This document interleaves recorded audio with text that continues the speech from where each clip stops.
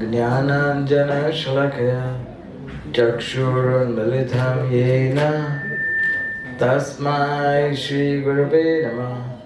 श्रीचैतन्यमनोभीष्टं स्थापितं येन भूतले स्वयं रूपा कदा मह्यं ददाति स्वपदान्तिकं। जय श्री कृष्ण चैतन्य प्रभु नित्यानंद श्री अद्वैत गदाधर शिवासि गौर भक्तवृंद। हरे कृष्णा कृष्णा कृष्णा हरे हरे, हरे राम राम राम हरे हरे। हरे कृष्णा। तो आज हम द्वारका धाम में उपस्थित है और द्वारका जैसे आप सब भक्तों ने अभी अभी बताया कि आप सब ने द्वारका ऑलरेडी देखा हुआ है। द्वारका कोई ऐसा है जो पहली बार द्वारका आए हो? Really? ओके। सो द्वारका धाम बहुत ही पवित्र धाम है। ये भगवान का अपना धाम है। द्वारका का एक और विशेषता है कि ये 7 पुरी और 4 धाम दोनों में उसका स्थान है। अब जैसा आप जानते हो 7 पुरी है, उसमें से एक है द्वारकापुरी, अयोध्यापुरी, फिर उज्जैन, अवंतीपुरी, फिर काशी, फिर कांची और जगन्नाथपुरी। इस तरह से मथुरापुरी। तो द्वारकापुरी, मथुरापुरी, अयोध्यापुरी, काशी, कांची और अवंती और जगन्नाथ, ये है 7 पुरी। तो ये 7 पुरी भगवान के दिव्य धाम माने जाते हैं। और इसके अलावा 4 पवित्र धाम हैं। जो नॉर्थ इंडिया के 4 धाम है वो तो वास्तव में एक ही धाम है जहाँ 4 अलग अलग जगह है। गंगोत्री, जमुनोत्री, बद्रीनाथ, केदारनाथ तो एक ही स्थान में सब जगह है, चारों 4 चीज। किंतु पूरे भारत के जो सबसे महत्वपूर्ण 4 धाम या पूरे विश्व के जो सबसे महत्वपूर्ण 4 धाम है वो है बद्रीनाथ, फिर द्वारका धाम, जगन्नाथपुरी और रामेश्वरम। ये 4 धाम है। और एक रूप से देखा जाए तो हर एक युग में हर एक धाम का विशेष महत्व है। तो ये भगवान का अपना स्थान है। ये जैसे अभी प्रेमविलास प्रभु बता रहे थे कि ये वैकुंठ धाम है। ये वैकुंठ से बिल्कुल अलग नहीं है।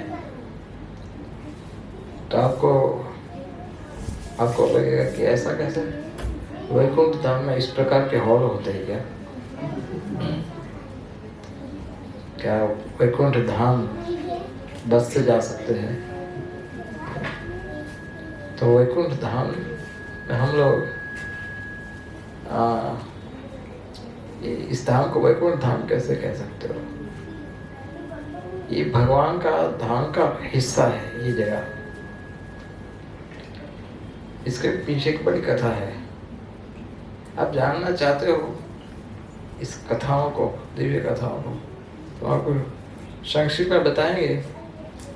किंतु आप जितना ज़्यादा सुनोगे उतना आज का और कल का दिन आप इसको अनुभव कर पाओगे। अदरवाइज क्या होगा? हम एक तीर्थ धाम, अधिक मास चल रहा था, एक तीर्थ धाम जाके आए, वहाँ पर ठाकुर जी का दर्शन कर लिए, गोमती का जल से पे ले लिया, प्रसाद प्राप्त कर लिया और Hare Krishna. This is what generally people may think. So एक प्राचीन कथा जुड़ी हुई है इस धाम से। ये भी हो सकता है कि शायद हम जो चीज़ आपसे चर्चा कर रहे हैं इसके रिलेटेड कोई प्रश्न आप बाद में आपको पूछे जाए ये हमारे ऑर्गेनाइजर टीम के द्वारा,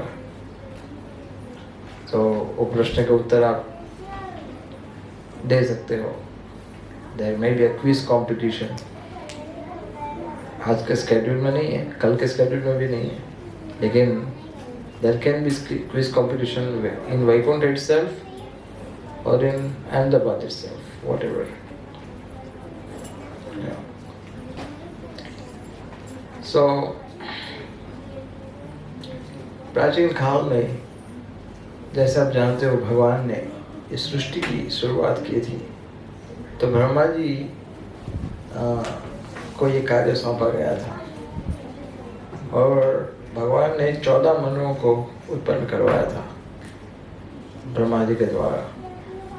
और उन 14 मनु में से हमारा जो काल चल रहा है आज का, वो मनु वैवस्वत मनु के अंतर्गत आता है।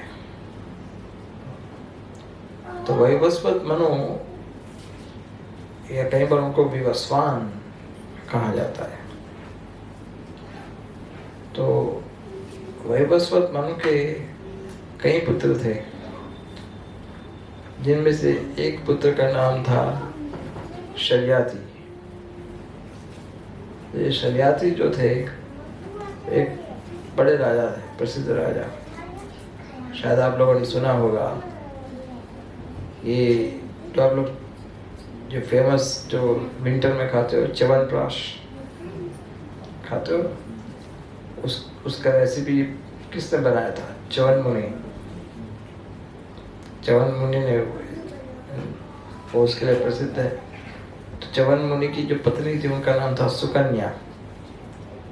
सुकन्या वो शर्याति की बेटी थी, राजा शर्याति की।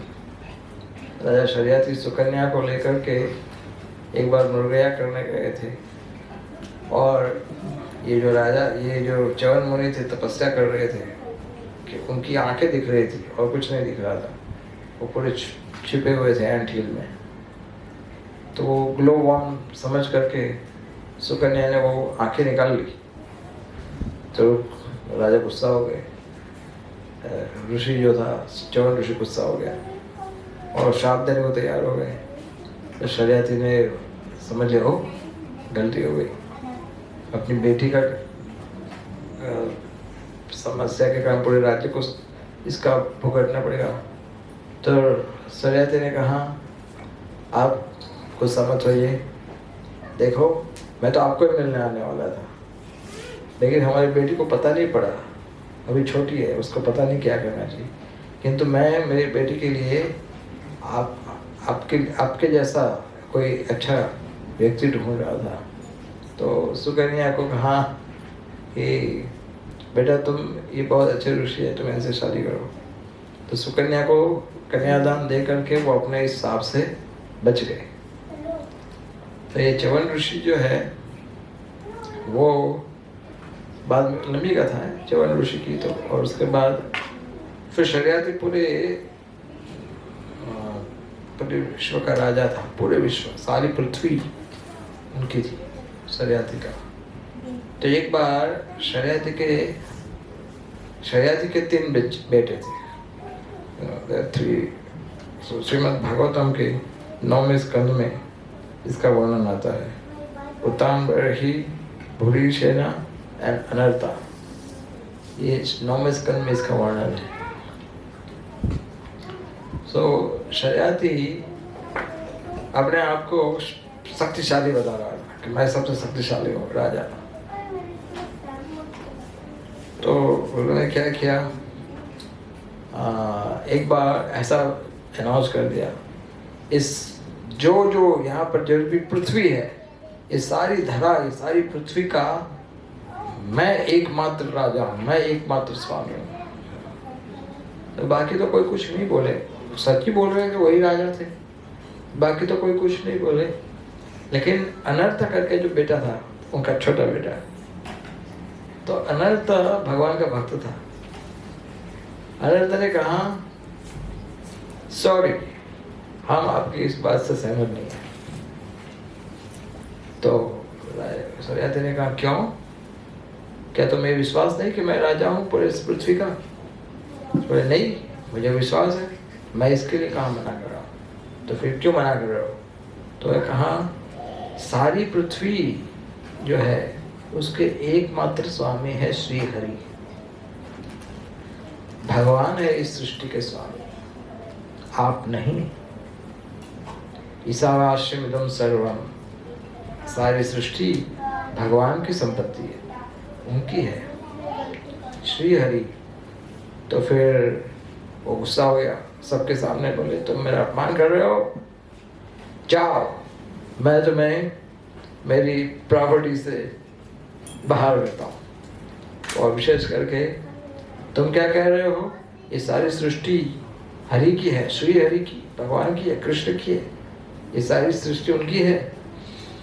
तो ये पृथ्वी पर मेरा शासन है, तुम मेरे राज्य से बैनिश किए जा रहे हो, तुम मेरे राज्य में नहीं रह सकते, इस पृथ्वी पे तुम नहीं रह सकते।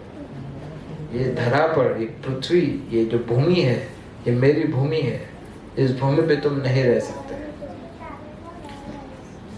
तो अनर्थ कहा ठीक है, जैसे आपकी इच्छा। तो अनर्थ दुखी हो गया, सोच रहा था मैं क्या करूंगा, रहने का स्थान ही नहीं मिला। तो पृथ्वी सारी उनकी, जहां जहां भूमि है वो सब स्थान उनका है। तो अनर्थ सोचा कि मैं तपस्या करूंगा भगवान विष्णु की, लेकिन पृथ्वी पे तो तपस्या भी नहीं कर सकता, तो फिर कहाँ तपस्या करेंगे। तो अनर्थ जो राजा थे वो इस स्थान में आए थे, और यहाँ पर समुद्र और तट जहाँ एक होता है, समुद्र तट, वहाँ पर कैसा होता है कि वो भूमि, जहाँ पानी, समुद्र का पानी जब भूमि पे आता है तो वो स्थान समुद्र बन गया माना जाता है, वो भूमि नहीं मानी जाती। लेकिन जैसे लो टाइड होती है तो लो टाइड में वो भूमि फिर से प्रकट हो जाती है, जब हाई टाइड होती है तो वापस समुद्र आ जाता है। तो उन्होंने ऐसा स्थान चुना कि जो हाई टाइड में समुद्र के अंदर हो, वहाँ पर वो खड़े हो गए और वहाँ पर खड़े होकर के तपस्या करने लगे। सैनिक लोगों ने कहा कि ये भूमि, बोले तुम्हारी थोड़ी है, मैं तो समुद्र में खड़ा हूँ। समुद्र, आपके राजा ने क्या कहा था, जो जो भूमि है उसका मालिक मैं हूँ। उन्होंने ये थोड़ी कहा था कि समुद्र का मालिक मैं हूँ, और जितने सारे समुद्र है उसके मालिक वो थोड़ी है। तो वो अनर्थ तपस्या करने लगे और तपस्या किए। तो कुछ समय के अंदर एक्चुअली शर्याती राजा ने उनको कहा तुम्हें अगर भूमि चाहिए तो जाओ तुम्हारे वैकुंठ पति भगवान के पास, वो तुम्हें भूमि दान में देंगे। तो ये भूमि दान में लेने के लिए अनर्थ ने तपस्या की थी। तो कुछ समय के बाद वो ध्यान अवस्था में थे और भगवान का आवाज सुनाई दिया, मैं तुम्हारी तपस्या से प्रसन्न हुआ और मेरे पास तुम्हें देने के लिए कोई भूमि नहीं है, क्योंकि सारी भूमि राजा की है। तो अनर्थ ने कहा मैं आपके शरण में हूँ, आपको जैसा ठीक लगे। मैंने मेरे पिताजी को सत्य कहा था, तो आप क्या, आप जो कृपा करना चाहते हैं। तो फिर भगवान नारायण ने कहा मैं तुम्हारी तपस्या से प्रसन्न हूँ और मैं तुम्हारी एक सुविधा करता हूँ। क्या? यहाँ से नहीं, किंतु मेरे वैकुंठ धाम से एक छोटा सा टुकड़ा उठा करके यहाँ पर रख देता हूँ। वैकुंठ धाम से एक छोटा सा भूमि का टुकड़ा यहाँ पर रख देता हूँ, और यहाँ पर बहुत सारे बगीचे होंगे, पेड़ पौधे होंगे, लेकिन पर्वत नहीं होंगे। तो इस तरह से भगवान ने उनको वैकुंठ का टुकड़ा दिया अनर्थ को, और वहां पर अनर्था जो है वो अपना राज्य स्थापित किया, उधर रहने लगे। इसलिए इसको बाद में जब शरियाती को पता पड़ा, ओ मेरे बेटे ने नारायण से वैकुंठ का टुकड़ा प्राप्त किया, तो वो ठंडा हो गया। वो सोचा कि मैंने गलती कर दी, मुझे ऐसा नहीं करना चाहिए था। सो पूरे देश बाद में अनर्था राजा बन गए।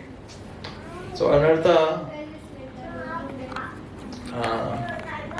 अनर्थ देश के नाम से स्थान प्रसिद्ध हुआ, अनर्था। तो ये धाम जिसको आज हम द्वारका कहते हैं, वो स्थान प्राचीन काल में अनर्थ देश था। वहाँ पर अनर्था ये राजा, यहाँ पर जल के अंदर ये पूरा स्थान था। तो ये वैकुंठ का टुकड़ा यहाँ से ऊपर से वैकुंठ से आया हुआ टुकड़ा है। फिर अनर्थ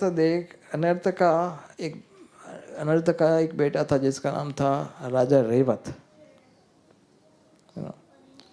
ये द्वारका भूमि जो है उसका एंट्रेंस जूनागढ़ में था।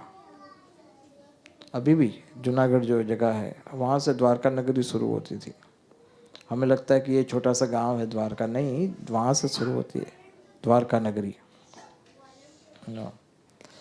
तो इसलिए उनका बेटा था जो रैवत, और रैवत ने इस भूमि पर यज्ञ किया था, कुश के आसन पर बैठ करके।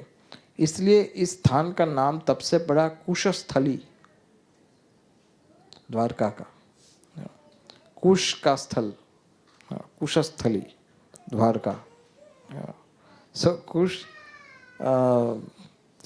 कुशस्थली का दूसरे भी बहुत सारे रेफरेंसेस शास्त्रों में है, किंतु जो सबसे प्रमाणभूत रेफरेंस है ये है कि राजा रैवत, उन्होंने यहाँ पर यज्ञ किया था।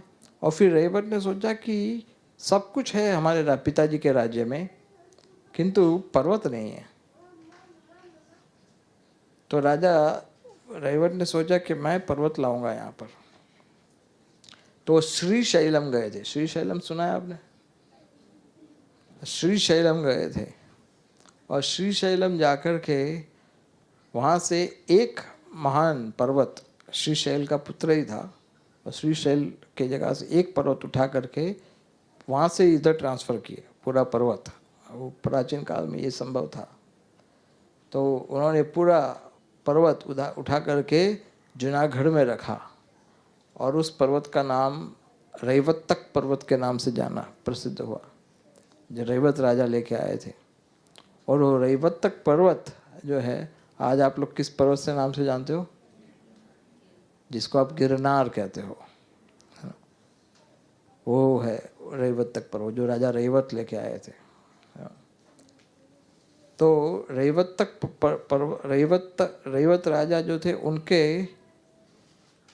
उनका एक बेटा था जिनका नाम था ककुदमी। ये सब इसी स्थान से जुड़ी बात है, इसलिए मैं आपको साथ साथ में संक्षेप में बताता हूँ। ककुदमी करके राजा था, रैवत का पुत्र, अनर्थ का पौता। तो ककुदमी का बड़ा इच्छा था कि उसकी पुत्री के लिए ब्रह्मा जी कोई अच्छा बेटा उनको दे शादी के लिए। ककुदमी की पुत्री का नाम था रेवती।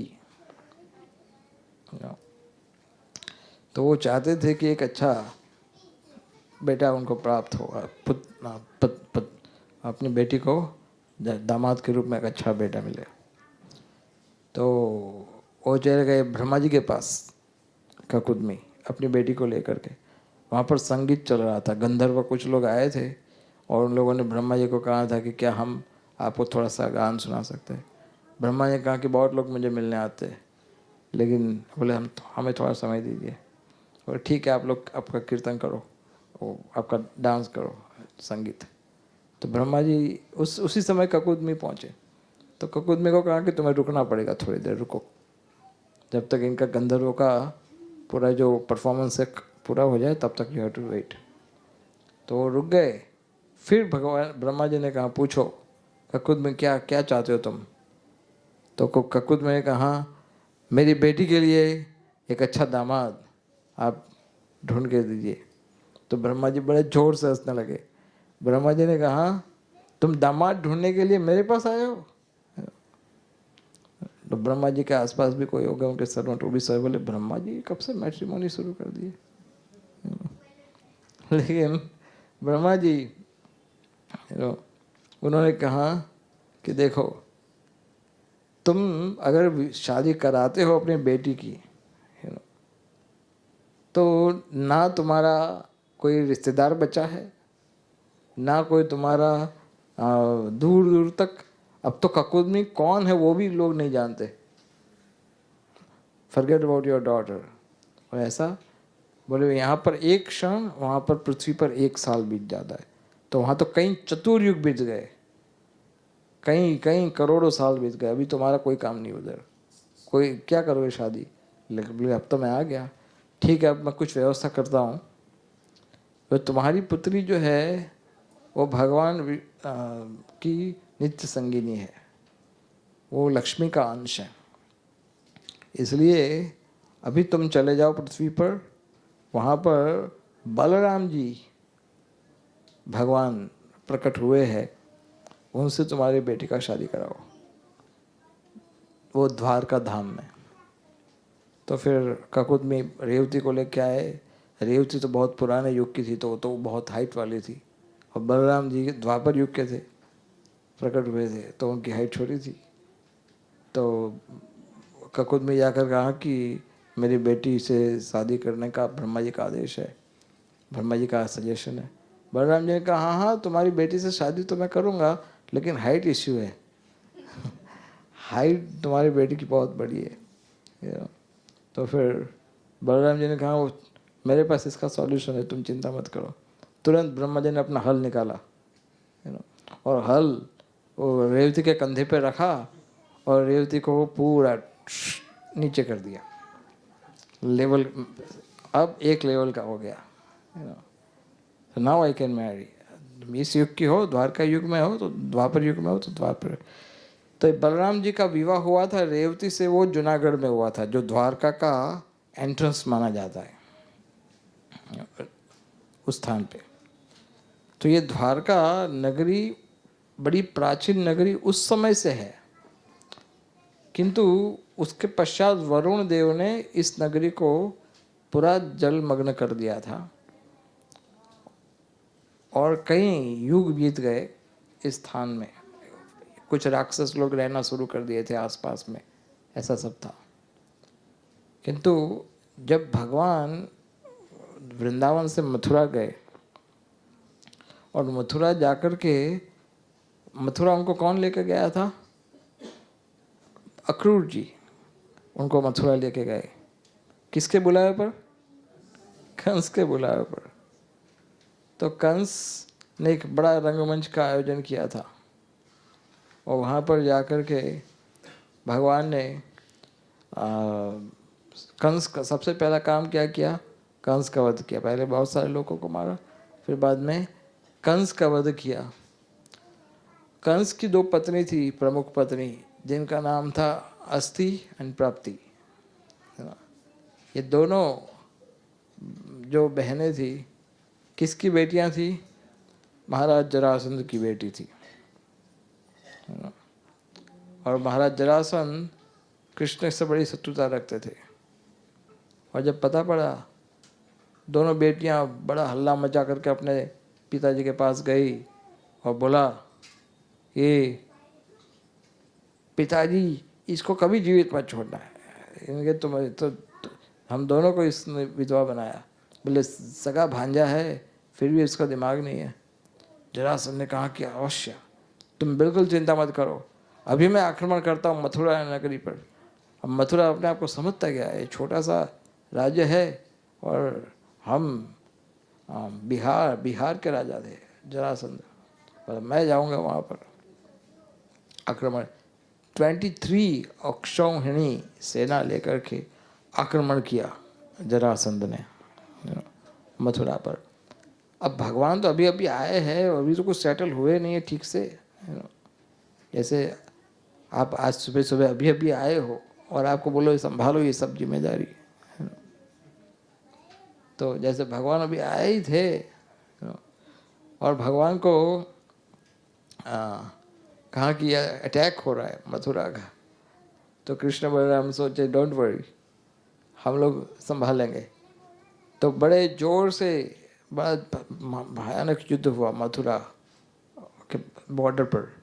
इतना भयानक युद्ध हुआ, फिर भी भगवान ने थोड़े समय में जरासंध को ख़त्म कर दिया। जरासंध को मारा नहीं। अब बलराम बोले कि मारा इसको, ख़त्म क्यों, छोड़ना नहीं, इसको मार डालो, ख़त्म करो। कृष्ण के नहीं नहीं नहीं, मारो मत, डोंट किल हिम। क्यों? बोले ये अच्छा काम कर सकता है। अच्छा, ये क्या अच्छा काम करेगा? ये तो द्वारका पे हमारे लड़ाई करने आ गया, सबको मथुरा पर मारने आ गया सबको। ये क्या अच्छा काम है? भगवान ने कहा कि हम कहाँ ढूंढते फिरेंगे सब असुरों को, दुर्बुद्धियों को, ये इकट्ठा करके ले आएगा सबको, होलसेल में मारेंगे सबको एक साथ। सेवा ही करेगा ना वो तो जरासंध। हम एक एक करके इधर जाओ उधर जाओ, वो सबको इकट्ठा करके लेके आ जाएगा। इसको जिंदा छोड़ दो। बलराम जी बोले यस दैट्स राइट। बोले हम कहाँ, हम तो अपने मथुरा में रहेंगे, वो एक एक करके सबको लेके आ जाएगा। क्या आएगा? अरे हाँ हाँ आएगा, तुम चिंता मत करो। क्यों आएगा? ये तो क्षत्रिय है, हाँ लेकिन कम बुद्धि वाला है, इसको जाने दो। तो जरासंध वापिस गया और इतना पूरा निस्तेज होकर गया, अन्न सन खाना पीना छोड़ दिया। अब मैं तो बिल्कुल राज्य में कुछ रहने के लिए नहीं है, तो मैं रहूँगा भी नहीं, मैं रिज़ाइन कर देता हूँ, ऐसा सब। फिर उनके मंत्री लोग आए, उनको समझाया क्या कर रहे हो। बोले ये तो कभी कभी ऐसा हो जाता है, इसका अर्थ ये थोड़ी कि हर बार ऐसा होता है, नेक्स्ट टाइम आप जीत भी सकते हो। और हो सकता है इस बार थोड़े हमारे प्लेनेट ठीक नहीं काम कर रहे थे, उस हमारे अगली बार अच्छे प्लेनेट काम कर सकते, या फिर हमने प्रॉपर स्ट्रेटजीज नहीं बनाई थी, नेक्स्ट टाइम अच्छे से हो सकता है ना। ये चुनाव हार गए तो कोई बात नहीं, दूसरा चुनाव करेंगे, जीतेंगे तो हम। तो इस तरह से वो निर्लज जरासंध सब बात, उन सब की बात में आ गया और सबको इकट्ठा करके दूसरे दुर्बुद्धि राजाओं को इकट्ठा किया और फिर आक्रमण किया। 17 बार इस तरह से आक्रमण किया उसने, 17 बार। हर बार सोचता था कि बस अब नहीं अब नहीं अब नहीं, लेकिन हर बार उसके मूर्ख मित्र उनको संदेश देते थे कि तुम्हें हम लेकर बचा लेंगे। इतने अक्षौणी सेना इकट्ठा करके लेके आते थे 17 बार तक। अब मथुरावासी भी परेशान हो गए, बोले ये क्या हो रहा है, कभी मणिपुर में हिंसा है, कभी इधर हिंसा, कभी उधर हिंसा है। तो मथुरा वाले भी परेशान हो गए थे, बोले क्या हर आए दिन युद्ध होता रहता है, अब तो हम मेंटेनेंस भी कैसे करें हमारी नगरी मथुरा का। बोले इतना खून खराबा होता है, इतना सैनिक मरते, इसको सफाई करते करते दूसरा सैनिक आ जाता है, फिर उसको युद्ध करते, फिर वापस खून खराबा होता है, पूरा ब्लड शेड सब जगह। कृष्ण भी सोचने लगे कि this is not the right place to stay. हर बार ये यहाँ पर शांति जैसा तो कुछ रहता ही नहीं। फिर हमारे धाम, मेरे अपने निवासी, अपने परिवार के सदस्य, ये लोग शांति से तो नहीं रह सकते। अब ये चर्चा कर ही रहे थे तो भगवान को ये न्यूज़ मिला कि ये 18वीं बार आ रहा है। तब भगवान सोचने लगे बाबा, मैं तो अभी बात ही कर रहा, अभी तो सोच ही रहा हूँ, और यहाँ पर ये समाचार लेके आ गया कि 18वीं बार आ रहा है। सर दूसरा भी एक न्यूज़ आया है। अब दूसरा क्या न्यूज़ आया है? अब काल यवन भी साथ में आ रहा है। एक साइड मथुरा है, एक साइड जरासंध है, दूसरी साइड काल यवन है, दोनों एक साथ आक्रमण करते हैं। अलायंस बनाया उन लोगों ने। तो वो लोग यहाँ पर साथ में आकर के युद्ध करने वाले हैं। तो भगवान ने वो जो गुप्तचर था उसको बोला तुम लोग जाओ। फिर द्वारका वासियों को मीटिंग किया और द्वारका वासियों को कहा कि एक अच्छी स्थान पे ले जाए, परमानेंटली रहने के लिए शिफ्ट करे, तो आप सब तैयार हो? शांति होगी, कोई युद्ध नहीं होगा, कोई लड़ाई झगड़ा कुछ नहीं, और फुल्ली प्रोटेक्टेड। तो सब लोग तैयार हो गए, यस यस। कहाँ जाना है, कैसे? बोले वो सब बात की बात है, वो तो अभी हम तो केवल पूछ रहे, आप तैयार हो? बोले हाँ। कहाँ जाना है, कैसे जाना है?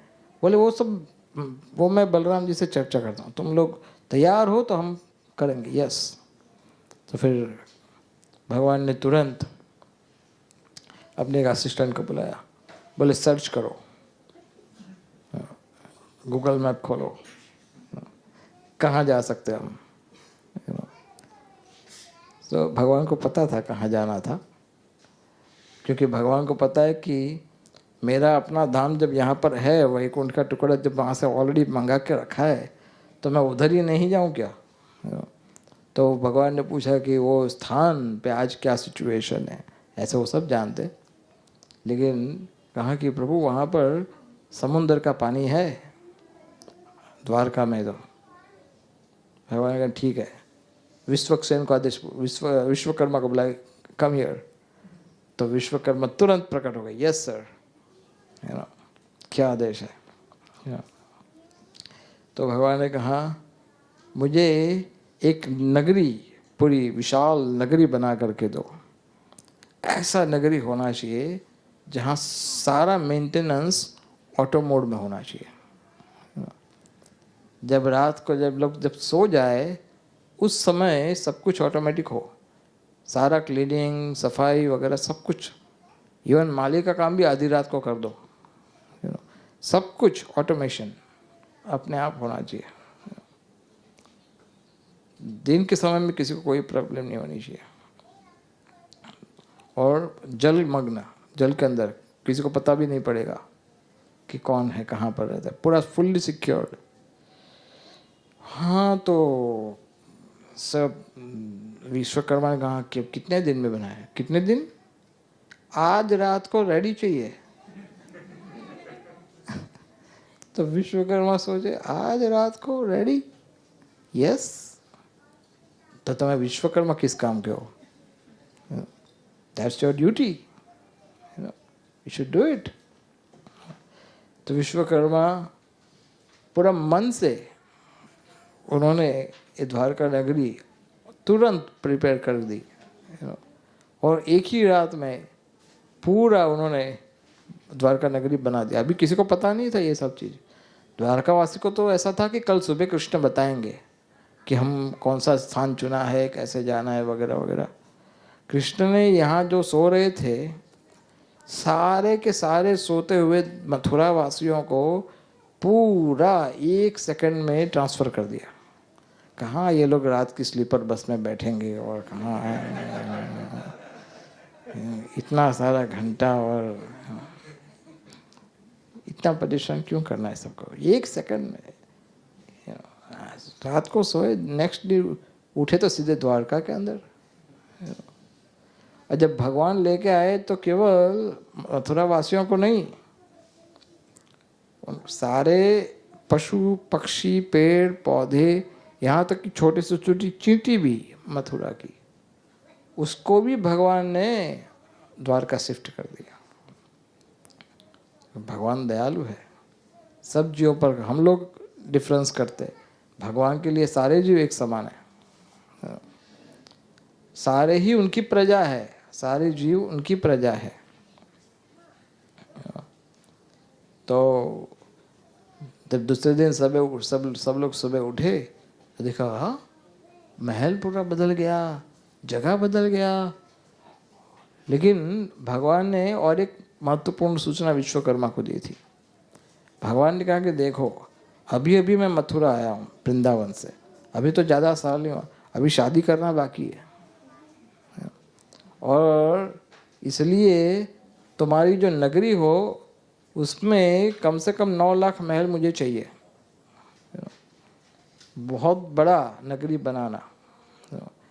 बहुत सारी होलसेल में शादी करने वाला हूँ आगे, तो इसलिए पहले से ही तुम्हें बता देता हूँ कि तुम्हें मेरे लिए स्पेशल अरेंजमेंट करके रखना। ये सब बताना मत किसी को। तो ये विश्वकर्मा ने पहले ही इतने सुंदर पैलेसेस बनाए थे। विश्वकर्मा का भी परीक्षा था ना, ऐसे कुछ भी बनाते हो तो ठीक है, लेकिन यहाँ पर तो परम भगवान जो सृष्टि के बनाने वाले हैं उनके लिए कुछ बनाने का पहली बार ये इतना बड़ा अवसर प्राप्त हुआ है, तो कैसे बनाएंगे। और फिर वो असेंबली, विश्वकर्मा इंद्र के पास गए, इंद्र को कहा कि मैं यहाँ पर एक असेंबली हॉल बनाना चाहता हूँ, तो उसके लिए इंद्र बोले मत बनाओ, मैं स्वर्ग से ही भेज देता हूँ। पूरा का पूरा स्वर्ग का असेंबली हॉल इधर ट्रांसफर कर दिया। क्या बोलते, सुधर्मा, सुधर्मा इधर भेज दिया। तो सारा सब कुछ इधर ट्रांसफर करवा दिया पूरी एक रात में। कृष्ण बलराम नहीं आए उस दिन, बाकी सबको भेज दिया, कृष्ण बलराम नहीं आए। और कृष्ण बलराम तो दूसरे दिन गए जरासंध के सामने, क्योंकि वो युद्ध करने आया था ना। तो भगवान ने क्या किया, वो काल यवन जो है उसको भी घुमाया, उसको भी भगाया और जरासंध को भी भगाया। तो जरासंध को ऐसा लगा कि ये लोग पर्वत पर से छलांग लगा दी कृष्ण बलराम ने, तो पर्वत को जला दिया था पूरा। तो आज भी आपको ये जो गिरनार पर्वत है, मैं अभी कुछ साल पहले गया था, तो गिरनार पर्वत में जले हुए निशान देखे थे, जले हुए पर्वत के निशान अभी भी है। आपको क्या बोले, ये कैसे, आप देखना ध्यान से, जब ऐसी चीज़ ध्यान से देखते तब आपको पता पड़ती है कि हाँ दीज आर द मार्क्स, जले हुए निशान है अभी भी गिरनार पे। तो भगवान ये सारी लीला वहाँ पर की जूनागढ़ के पास, और वो रण छोड़कर भाग गए थे उधर से, द्वारका मथुरा से रण छोड़ करके। तो उन्होंने एक नया नाम ले लिया, क्या बोलते हो उनको, श्री रणछोड़ राय की। अब हमारे यहाँ पर कोई रण छोड़ के भागे तो बोले कायर है एक नंबर का, है ना। लेकिन जब भगवान रण छोड़ के भागते हैं तो उनका पूजा होता है, रणछोड़ राय। और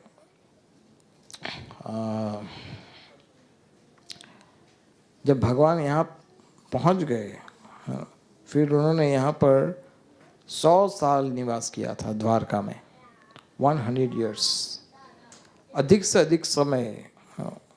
इधर पहले ब्रज भाषा बोलते थे, फिर इधर आए तो फिर ये लोग बोले आप गुजराती बोले थे, तो वहीं गुजराती बोलो। तो फिर कृष्ण गुजराती समझना शुरू कर दिया, उनको पूरा गुजरात।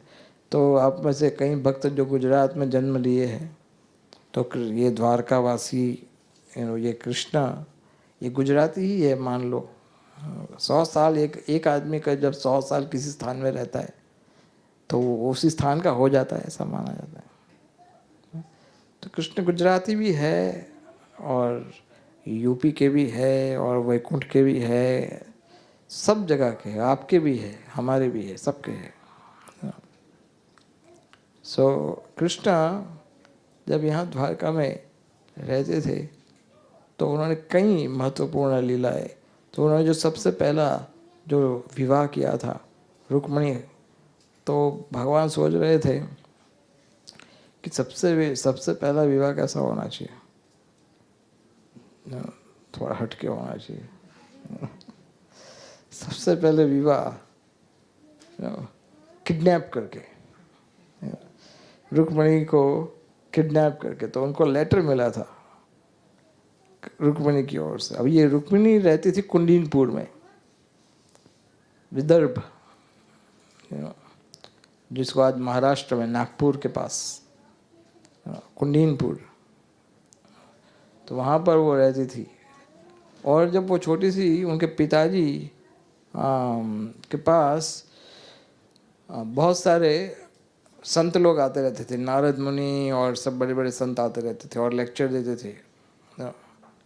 और ये बच्ची रुक्मिणी वो सबसे आगे जाकर बैठ जाती थी, सबसे आगे जाके एकदम ऐसे। हमारी बच्ची है ना, क्या नाम है, रुक्मिणी, हाँ ये भी रुक्मिणी है, इसका नाम भी रुक्मिणी है। तो सबसे आगे जाकर के बैठ जाती थी सुनने के लिए। तो भगवान का नारद मुनि कथा करते रहते थे, कृष्ण ऐसे है, कृष्ण वैसे है, द्वारका में ऐसे। तो अभी अभी आप सुन रहे थे ना, प्रेम विलास बताया कि धाम को कैसे देखना चाहिए, कानों से, आंखों से दर्शन नहीं, प्रभु दर्शन करना है, लेकिन कान से दर्शन होगा। अभी आप शाम को जाओगे तो इसका अलग अनुभव होगा आपको, भगवान के द्वारका देश का दर्शन करके। तो रुक्मिणी बचपन से कृष्ण के विषय में सुनते रहे थे। आप भगवान की दिव्य महिमाओं को सुनोगे तो भगवान की दिव्य महिमा को सुन करके भगवान के प्रति आकर्षण का जन्म होता है। इसलिए श्रवणम बहुत महत्वपूर्ण है। बार बार भगवान का महिमा सुनना चाहिए, भगवान का कीर्तन सुनना चाहिए, जिससे क्या होगा, भगवान के प्रति हमारा जो आकर्षण है वो बढ़ेगा। क्या आप चाहते हो कि भगवान के प्रति आकर्षण बढ़े? तो हमें और कथाएं सुन। मैं तो सोचा था कि इतनी सारी कथा, अभी भी कुछ समय पहले हरीश गोविंद प्रभु को मैं बताया था, मैं कहा इतनी सारी कथाएं हैं, इतनी सारे महत्वपूर्ण विषय है, समय बहुत कम है।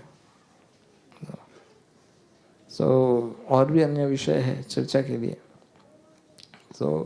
भगवान ने क्या किया, वो कथाओं को सुन रही थी रुक्मिणी, तो रुक्मिणी ने सोचा कि शादी करूंगी तो कृष्ण से करूंगी, नहीं तो नहीं करूंगी। और फिर यहाँ पर उनकी शादी तय हो रही थी शिशुपाल के साथ। जरासंध उसमें बहुत महत्वपूर्ण रोल प्ले कर रहा था, क्योंकि रुक्मी जो है, रुक्मिणी का भाई, वो जरासंध का बेस्ट फ्रेंड था, तो वो कृष्ण से शत्रुता रख रहा था। तो रुक्मिणी ने क्या किया, रुक्मिणी ने तुरंत एक लेटर लिखा, और लेटर लिख करके भेज दिया। कौन था, कोई विश्वास मिल जाए, एक ब्राह्मण है, ब्राह्मण को बुला करके दे दिया। ब्राह्मण वहाँ पर वो पूरा लेटर लेकर के द्वारका पहुँचा। कृष्ण देखे लेटर को, जल्दी जल्दी से पढ़ना चाहते थे, फर्स्ट एवर लव लेटर, सो वो लेटर जल्दी जल्दी पढ़ना चाहते थे कृष्ण, तो वो लेटर को पढ़ नहीं पाए, तो उनकी आंखों में से, भगवान की आंखों में से पानी बहने लगा रुक्मिणी की भक्ति को देख करके।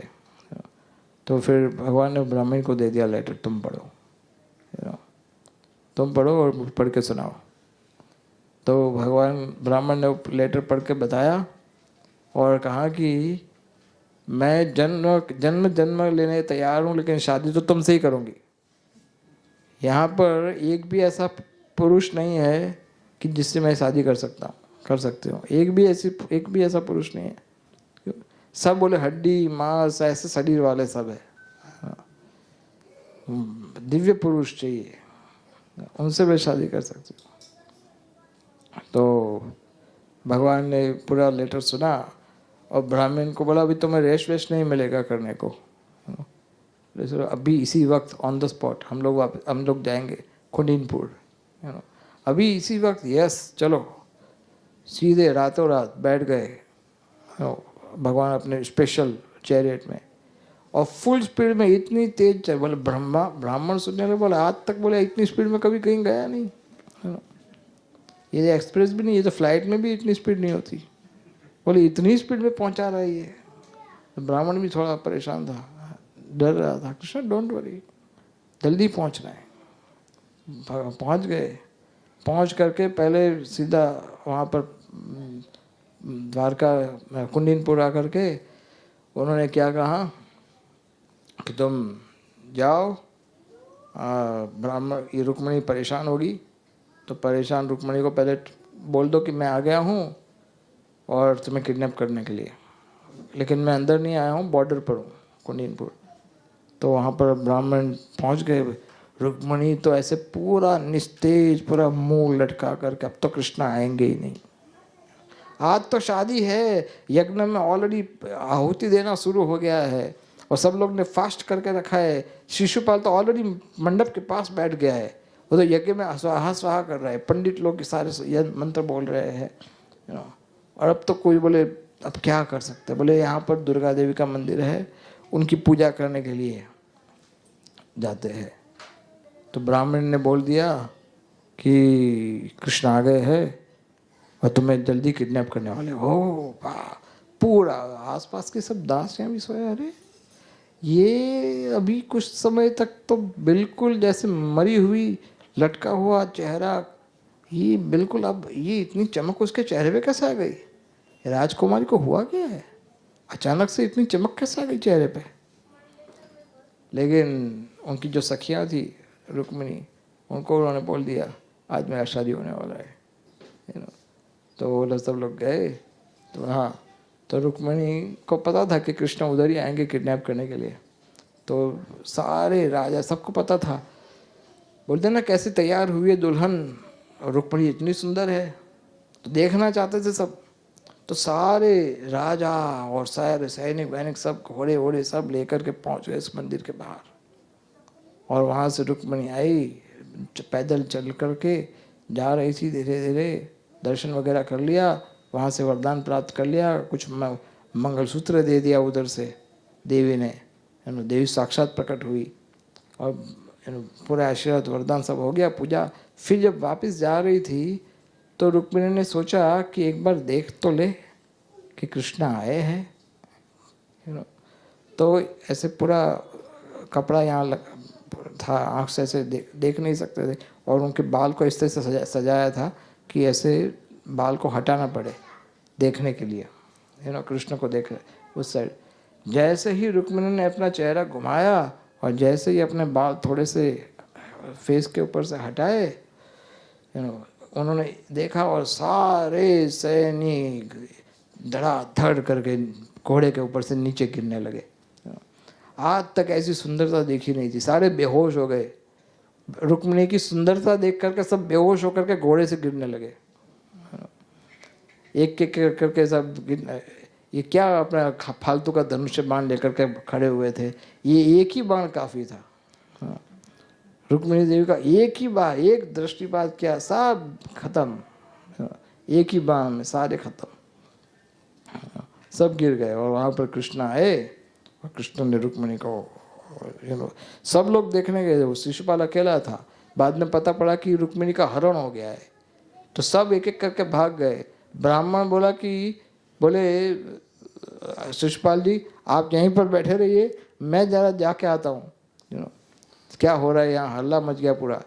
तो शिशुपाल अकेला बैठा था अग्नि के पास आहुति देने के लिए, और सारा माहौल पूरा एम्प्टी, सारा लग्न मंडप खाली, वो अकेला बैठा बैठा स्वाहा स्वाहा कर रहा था शिशुपाल। तो बाद में उसको पता पड़ा कि बोले तू स्वाहा स्वाहा करता रहो स्वामी जी, और वहाँ पर आपकी जो पत्नी है उसको तो ऑलरेडी उठा करके चला गया कृष्ण। तो बड़ा युद्ध हुआ, फिर बलराम जी ने युद्ध किया, और इस तरह से फिर कृष्ण रुक्मिणी देवी को इधर लेके आए। फिर ऑफिशियल शादी किया, ये द्वारका से थोड़ा दूर माधवपुर करके स्थान है, यहाँ से अगर आप जाओगे पोरबंदर, तो पोरबंदर से थोड़ा आगे माधवपुर करके स्थान है, जहाँ आज भी हर साल रुक्मिणी विवाह होता है कृष्ण रुक्मिणी का। तो भगवान द्वारका में बहुत सारी लीलाएं की, बहुत सारी लीलाएं। यहाँ पर भगवान ने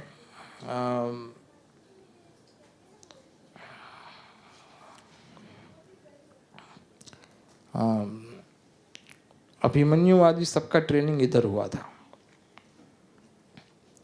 प्रद्युम्न कृष्ण का बेटा था, और प्रद्युम्न जो है वो ऐसा माना जाता था कि शूरवीर था बड़ा, और उसको युद्ध कला बड़ी अच्छी आती थी।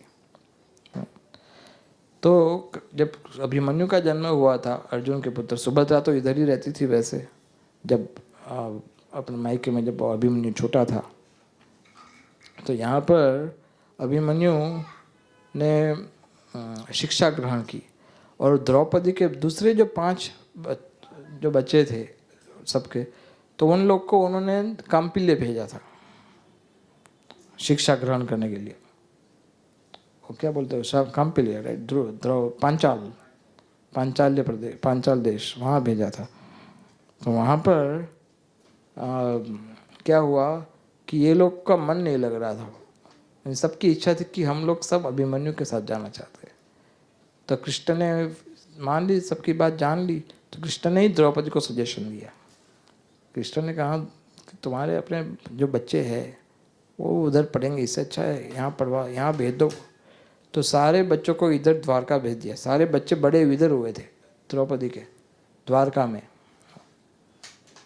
तो अभिमन्यु के साथ ट्रेनिंग लिया प्रद्युम्न से, सब लोगों ने प्रद्युम्न से ट्रेनिंग लिया था। सो प्रद्युम्न और बाकी जितने भी कृष्ण के परिवार के लोग थे वो सब भले राजा थे उग्रसेन, लेकिन सब द्वारकाधीश किसको बोलते थे? कृष्ण को ही बोलते थे, द्वारका के स्वामी, द्वारका के अधिपति। तो और एक महत्वपूर्ण घटना यहाँ बीती थी। जब महाभारत का युद्ध होने वाला था उसके पहले जब वनवास हुआ था, उस वनवास के समय पर भी क्या हुआ था, 5 पांडव इधर आए थे द्वारका में और यहाँ पर कुछ समय रहे थे। और 5 पांडव कूप भी है इस स्थान में। 5 पांडव इधर आए थे। और ऐसा भी है कि जब यहाँ पर अर्जुन आया था तो चतुर्मास करने के लिए रुका था द्वारका के कुछ दूरी पर, सोमनाथ के पास, ना पोरबंदर के पास वहाँ रुका था द्वारका के बाहर। तो अर्जुन ने सोचा कि वो सुभद्रा से आकर्षित हुआ था, सुभद्रा को देखना चाहता था। तो उसने क्या किया, एक साधु का वेश ले लिया और द्वारका में प्रवेश किया। और द्वारका में प्रवेश करके उसने एक सन्यासी का वेश लेकर, नकली वेश बना करके रोज आता था और रोज सुभद्रा को देखता था। तो बाद में पता पड़ा कृष्ण को तो पहले पता ही था, बलराम जी को नहीं पता था। तो कृष्ण को पता पड़ा, अर्जुन का क्या, बोले हाँ वो तुम्हारा तो सुभद्रा से विवाह होना चाहिए। लो ऐसे तो होगा नहीं, क्यों, किडनैप करना पड़ेगा। कृष्ण बोले, अर्जुन बोले अपनी ही बहन को किडनैप करने का बोल रहे हो? तो बोले और तो कोई उपाय है ही नहीं, बाकी तुम जानो, तुम्हें नहीं करनी तो कोई बात नहीं। तो बोले लेकिन मैं किडनैप करूंगा, ये लोग छोड़ेंगे मुझे? अरे मैं हूं ना, यू डोंट वरी, इतना परेशान क्यों हो रहे हो, मैं बोल रहा हूँ किडनैप करेंगे, जाओ किडनैप करो सुभद्रा को। तो अर्जुन सुभद्रा को किडनैप किए और सारा परेशान, हमारी बेटी को लेके गया, हमारी बेटी को उठा करके लेके गया। सब तैयार हो गए, बलराम जी और कृष्ण ने सबको संभाल लिया। बोले क्या क्या कर रहे हो तुम लोग, देखो तो सही कौन है, अर्जुन है तुम्हारे पास। अर्जुन के सामने 2 मिनट भी खड़े रह पाओगे क्या? कुछ भी के सोच लो। और अर्जुन से अच्छा लड़का और कहाँ मिलेगा तुम्हें? सुभद्रा के लिए इससे अच्छा और लड़का तो हो ही नहीं सकता। तो अर्जुन सबसे उत्तम है, उनसे ही उनका भी होगा। तो ऐसे कई सारी दिव्य घटनाएं द्वारका धाम में हुई। अब जब युद्ध तय हो गया था तो दुर्योधन ने अपनी जर्नी बनाई, इधर आया था अगेन अलायंस के लिए, यादवों के साथ अलायंस करेंगे। तो यहाँ पर आए और यहाँ पर आकर के कृष्ण अपने द्वारका में विराजमान थे और अर्जुन और दुर्योधन दोनों आए कृष्ण से मांगने के लिए सहायता। कृष्ण ने क्या कहा, मैंने अर्जुन को पहले, वो तो अभिमानी दुर्योधन आके बाजू में बैठ गया और अर्जुन भगवान के चरणों में बैठा। तो सबसे पहले भगवान ने अर्जुन को देखा। तो भगवान ने कहा कि सबसे पहले वरदान मांगने की सुविधा अर्जुन को मिलनी चाहिए। मैं पहले आया था।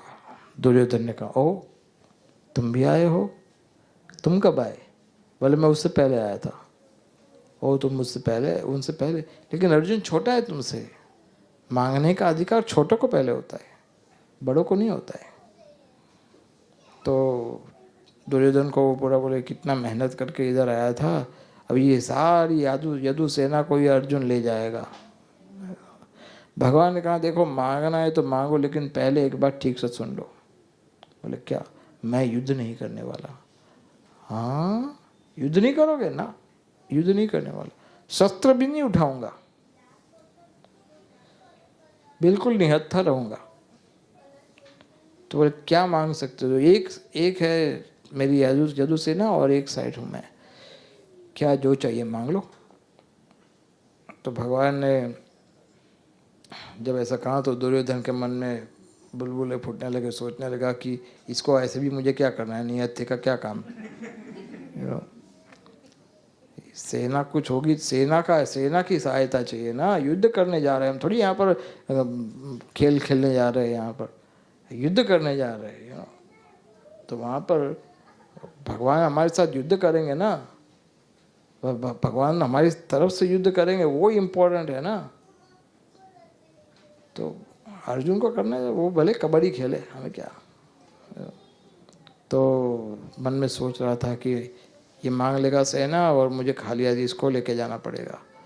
तो अर्जुन ने कहा कि कृष्ण, मैं तो यहाँ पर कोई सहायता लेने नहीं आया था, मैं तो आपको लेने आया हूँ। भगवान ने कहा देखो अर्जुन, मैं युद्ध नहीं करने वाला, बाद में मत बोलना कि कृष्ण देखो अब मेरी सहायता करो। नहीं, मैं कुछ नहीं करने वाला, लेकिन मुझे तो केवल आपसे मतलब है, आप हमारे साथ हो बहुत हो गया। दुर्योधन सोचे कि कुछ आगे बात बढ़े, इससे पहले कृष्ण कुछ ज़्यादा समझाए अर्जुन को, इससे पहले मैं ही कूद पड़ता हूँ। और नहीं नहीं नहीं प्रभु, आप ये अर्जुन का दिल कैसे दुखा सकते हैं। अर्जुन बेचारा इतना प्यार से आपको कह रहा है, नहीं नहीं छोटा भाई है, उसको दिल नहीं दुखाना चाहिए। ठीक है, कोई बात नहीं, मैं सेना ले लेता हूँ, आप उनके साथ चले जाइए। कृष्ण ने कहा श्योर दुर्योधन, तुम जो कह रहे हो ठीक है, सोच समझ के बताना। नहीं नहीं बिल्कुल सोच समझ के ही बता रहा हूँ, श्योर। बोले हाँ। भगवान बोले थैंक यू। तो फिर भगवान ने कहा कि ठीक है अर्जुन, मैं तुम्हारे साथ आऊँगा और मेरी सारी सेना दुर्योधन तुम्हारी। हाँ तो ये जो घटना बीती थी ये भी द्वारका में हुई थी। तो कृष्ण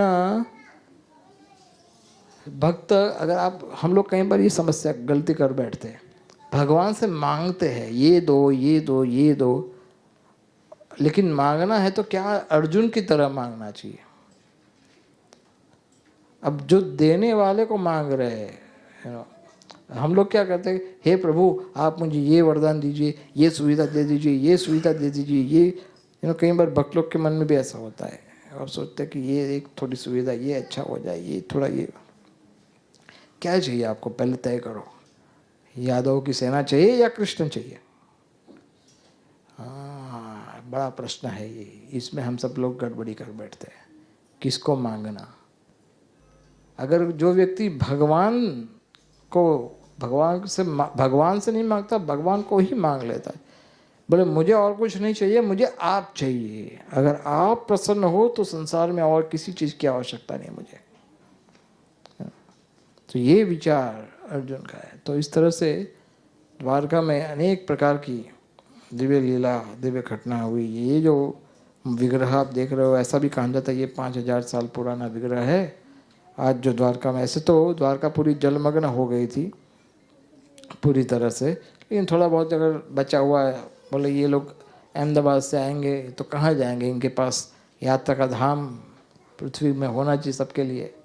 द्वारकाधीश तो भगवान ने छोटा सा अपना स्थान छोड़ करके यहाँ पर गए। आप बेट द्वारका जाओगे तो बोलेंगे, वहाँ पर बोलेंगे कि ये मूल द्वारका है, और यहाँ पर आप बोलोगे तो यहाँ पर भी भगवान का ये एक छोटा सा अंश अभी भी शेष है, जहाँ पर हम आज विराजमान है, जो कि वैकुंठ से बिल्कुल अलग नहीं है। आप मान लीजिए कि आप जिस स्थान पर बैठे हो ये स्थान वैकुंठ है, अनुभव नहीं होता, अलग बात है। अनुभव इसलिए नहीं होता क्योंकि हमारी दृष्टि में खोट है। कैसे खोट है, हमारे मन में कचरा लगा हुआ है। कौन सा कचरा है, काम क्रोध लोभ मोह मद मत्सर्य, ये कचरा है। और ये कचरा साफ हो जाता है कैसे, भगवान की कथाओं को सुन करके, भगवान के दिव्य महिमा को सुन करके।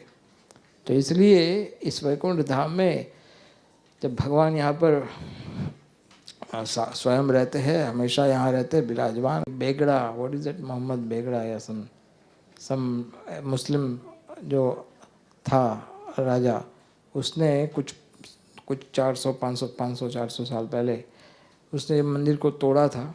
फिर वहाँ फिर से इस मंदिर का रिकंस्ट्रक्ट किया गया। तो द्वारका भूमि जो है, वैसे तो भगवान के समय में ये 12 योजन चौड़ी और 8 योजन लंबी थी। 1 योजन बराबर 10 किलोमीटर जितना, 8 माइल होता है 1 योजन। तो आप सोचो कितनी बड़ी नगरी है, 12 बाई 8 इतनी बड़ी नगरी थी द्वारका। और यहाँ पर आलीशान बड़े बड़े स्काई लाइनर बिल्डिंग्स थे और सारे रत्न से बने हुए सब उद्यान थे और मार्बल के बड़े बड़े गेट थे, वाइट। बहुत सुंदर स्थान था ये जगह। और यहाँ पर हमेशा यहाँ पर कोई दुखी नहीं रहता था, किसी को बुढ़ापा नहीं आता था, सब सुखी रहते थे, वो पूर्ण सुरक्षित थे। यहाँ पर रहने वाले जो स्त्रियाँ थी वो भी युद्ध विद्या जानती थी, उनको भी युद्ध करना आता था। ये स्पेशल लोग थे द्वारका के, कृष्ण के अपने यादव के। तो यहाँ पर ये जो मूर्ति है, ये मंदिर जो है, ये बाद में निर्माण हुआ और इस मंदिर में भी कुछ 235 जितने पिलर है। Very special temple. और सॉरी, बस 235 फीट की हाइट है और 72 पिलर्स है। और आप लोग जगन्नाथ जी को तो जानते हो ना, जगन्नाथ भगवान। ये जगन्नाथ भगवान सबसे पहले द्वारका में प्रकट हुए थे। क्योंकि एक बार जब यहाँ पर द्वारका में कृष्ण अपनी सभा में बैठे हुए थे, तो रोहिणी देवी जो है वो ऐसी माता है जो वृंदावन में भी थी, मथुरा में थी और द्वारका में भी थी। तो एक ही ऐसी माता है। तो रोहिणी देवी को सब लोग, रानी लोग बोलने लगे, कृष्ण की कथाएं बताइए, वृंदावन में जो भगवान ने लीला की थी वो सब बताइए। तो भगवान ने, रोहिणी बोले नहीं नहीं, अगर कृष्ण सुन लेंगे तो कृष्ण। अभी देखो, अभी हम सॉन्ग गा रहे थे ना, तो उसमें हम चर्चा कर रहे थे रोहिणी की तरह, रोहिणी के पक्षियों पे। क्या एक दिन कृष्ण ने गोवर्धन उठाया था, एक दिन कुछ लोग कभी मक्खन चोरी करते थे, कभी गाय चराते थे। तो ये सारी बात द्वारकाधीश को नहीं सुना। नहीं, द्वारकाधीश सुन लेंगे तो उनका मन इधर नहीं रहेगा, फिर वो वृंदावन चले जाएंगे सब कुछ छोड़ करके। तो इसलिए रोहिणी ने कहा कि वृंदावन की बातें नहीं बतानी है। तो वो बोले कि अब कृष्ण बलराम तो अभी ऑलरेडी सभा में है, अब बताओ। तो एक दिन फिर रोहिणी ने सबको कथा बताई वृंदावन की जो लीलाएं हुई थी। और पूरे द्वारका में कर्फ्यू, कोई नहीं। सब लोग सोचने लगे कि कहाँ गए सब लोग, सारा दुकान मार्केट सब बंद, कुछ नहीं, सब लोग कथा सुन रहे थे। सभा के बाद में, सभा में जाकर किसी ने कान में कहा, कृष्णा बाहर तो कर्फ्यू लगा हुआ है। हाँ, क्या हो गया? बोले रोहिणी देवी कथा बता रहे। कौन सी कथा बता रहे? बोले ब्रजधाम 84 कोष की कथाएं बता रहे। ओ भगवान सोचे चलो फिर हम यहाँ क्यों बैठे, हम भी जाएंगे। तो कृष्ण बलराम सुभद्रा तीनों गए। रोहिणी के कक्ष में जाकर के कथा सब चल रही थी और वे लोग रोहिणी के कक्ष के बाहर सुभद्रा देवी को गेट कीपर बना करके बिठाया था, बैठो इधर। कृष्ण बलराम आए तो इशारा कर देना। तो कृष्ण बलराम आए और एक सुभद्रा देवी के राइट साइड पर बलराम जी और लेफ्ट साइड पर जगन्नाथ जी कृष्ण खड़े रह गए और तीनों ये कथा सुन रहे थे। सुभद्रा देवी को पता भूल गई, इतनी वृंदावन लीला में इतनी मग्न हो गई कि वो भूल गई कि वो क्या कर रही है। तो उन दिव्य लक्षण उनके प्रकट होने लगे भगवान की कथाओं को सुन करके। तो देखो उनके पाँव सिकुड़ गए, हाथ सिकुड़ गए, उनकी आंखें, उनका चेहरा, सब कुछ से अंग पूरा सिकुड़ने लगा दिव्य लक्षणों से। तो जगन्नाथ जी के पाँव तो देखने को नहीं मिलेंगे आपको, हाथ भी आगे से मानो जैसे कुछ है ही नहीं, कटे हुए ऐसा लगेगा पीछे। आंखें भी ऐसी बड़ी बड़ी है, प्रेम से उन्मत्त हुई, बंद भी नहीं होती कभी, ऐसी बड़ी बड़ी आंखें हैं। सुभद्रा देवी के तो हाथ भी सिकुड़ गए थे, सुभद्रा तो हाथ भी नहीं है सुभद्रा देवी के तो ये वो स्थान है जहाँ पर जगन्नाथ जी का सबसे पहला प्राकट्य इस स्थान में हुआ था। और नारद मुनि ने फोटो खींच लिया, ये स्वरूप चाहिए प्रभु आपका, ये कौन सा स्वरूप है? बोले तुम नहीं जानते ना, यह है पुरुषोत्तम का स्वरूप, जगन्नाथ का स्वरूप, इसको प्रकट करना है पृथ्वी पर। फिर जगन्नाथपुरी में भगवान जगन्नाथ के रूप में प्रकट हुए नारद मुनि की इच्छा से। तो इस तरह से भगवान इस द्वारका धाम में अनेक लीलाएं की है। आप यहाँ पर अभी समय समाप्त हो रहा है, तो अभी हम आपको संक्षिप्त में बताते हैं कि यहाँ पर द्वारका में ये जो मूर्ति है, ये मूर्ति वास्तव में कहा जाता है कि ये जो मूर्ति यहाँ थी पहले, असली मूर्ति, वो जो मूर्ति है वहाँ पर हर एकादशी को बोडाना आता था डाकोर से पैदल दर्शन करने के लिए। तो बोडाना एक बार बूढ़ा हो गया था, तो बूढ़ा हो गया तो भगवान बोले मैं तो अंतिम बार दर्शन करने जाता हूँ। तो सब यहाँ के पंडित लोग को पता पड़ा कि अंतिम बार आ रहा है, निश्चय ये लेके चला जाएगा, कृष्ण को लेके चला जाएगा। तो सब ने द्वार बंद कर दिए। कोई जो आप अभी जो मंदिर देख रहे हो ना द्वारका का, मेन गेट ही बंद कर दिया, कोई अंदर आ ही नहीं सकता। तो बोडाना पहुंचा, दिन में देखा सारे सब गेट वेट सब बंद, बोले कोई अंदर आ ही नहीं सकता। बोडाना सोचने लगा अब तो मैं मरने आया हूँ, ये भी दर्शन नहीं करने देते।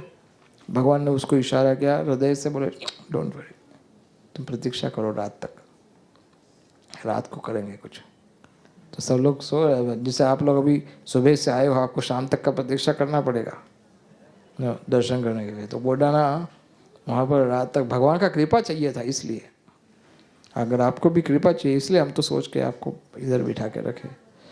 तो फिर भगवान ने रात को सबको सुला दिया, सारे दरवाजे खोल दिए, बोडाना को बोला कम। तो बोडाना अंदर आया दर्शन करने के लिए। अब बोले मैं तो प्रभु ये लास्ट टाइम आया और तो मुझसे नहीं हो। बोले कोई बात नहीं, मैं आता हूँ तुम्हारे साथ। बोले आप? हाँ चलो। बोले यहाँ पर? बोले कैसे ले जाऊँगा मैं आपको? वो तुम्हारी प्रॉब्लम नहीं है, जाओ